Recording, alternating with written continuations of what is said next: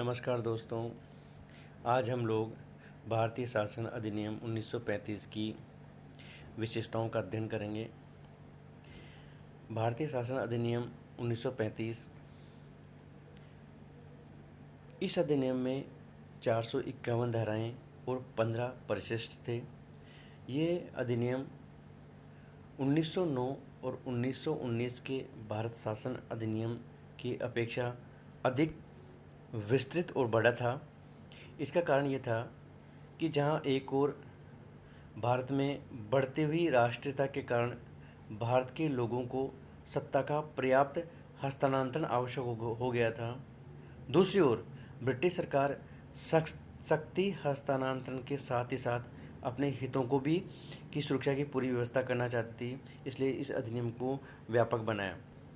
इस अधिनियम की प्रमुख विशेषताओं में पहली जो विशेषता थी वह ये थी कि इस अधिनियम के द्वारा एक अखिल भारतीय संघ के निर्माण की व्यवस्था की गई। एक अखिल भारतीय संघ के निर्माण की बात की गई।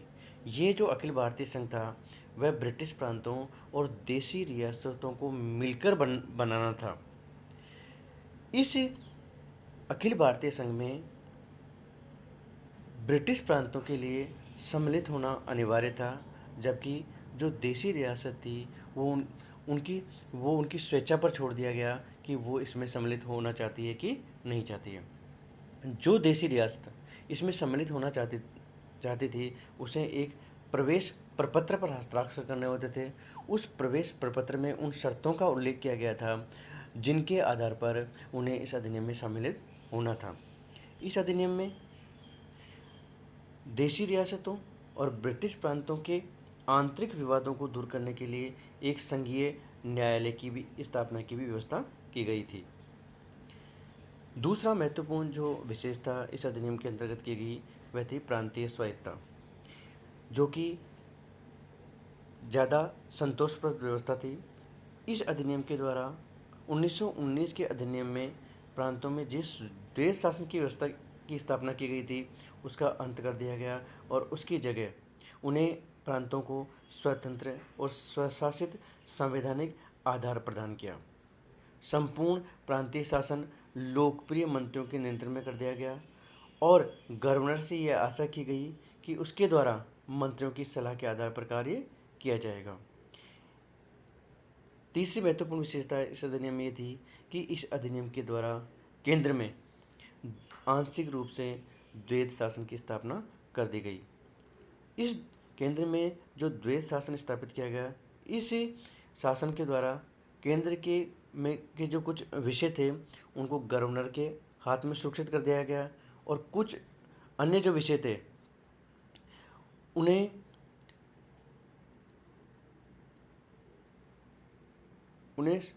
संघीय विषयों के लिए गवर्नर जनरल को सहायता तथा परामर्श देने के लिए एक मंत्रिमंडल की व्यवस्था की गई, जिसमें मंत्रियों की संख्या 10 से अधिक नहीं थी।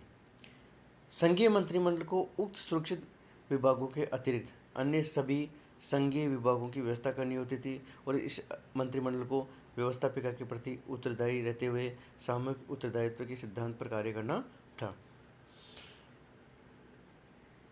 शक्ति विभाजन। इस अधिनियम की एक अन्य महत्वपूर्ण विशेषता ये थी कि भारत में संघीय शासन की स्थापना की जानी थी। इस दृष्टि से केंद्र और प्रांतीय सरकारों के बीच में शक्तियों का विभाजन कर दिया गया।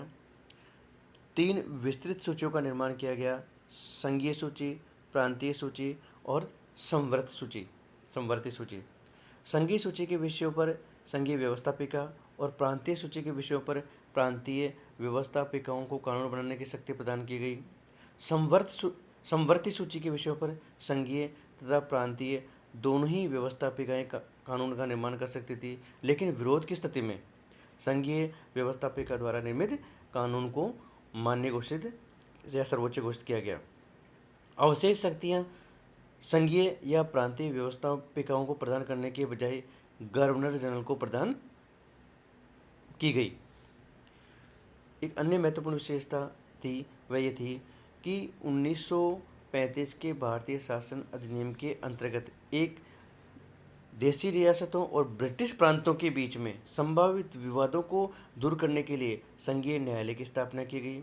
इस न्यायालय में एक मुख्य न्यायाधीश तथा 2 अन्य न्यायाधीशों की व्यवस्था की गई।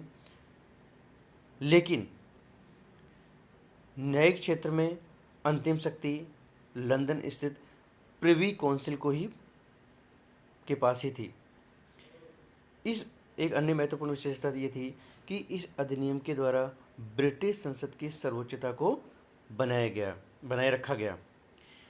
इसमें स्पष्ट कर दिया गया कि इस अधिनियम में किसी भी प्रकार के परिवर्तन का अधिकार प्रांतीय विधानमंडलों और संघीय व्यवस्थापिकाओं को नहीं होगा, बल्कि इस अधिनियम में अंतिम रूप से परिवर्तन का अधिकार ब्रिटिश संसद के पास ही होगा। इस प्रकार भारतीय भाग्य के निर्णय की अंतिम सत्ता ब्रिटिश संसद को ही के पास ही सुरक्षित रख दी गई। इस अधिनियम के द्वारा सांप्रदायिक निर्वाचन पद्धति का विस्तार किया गया।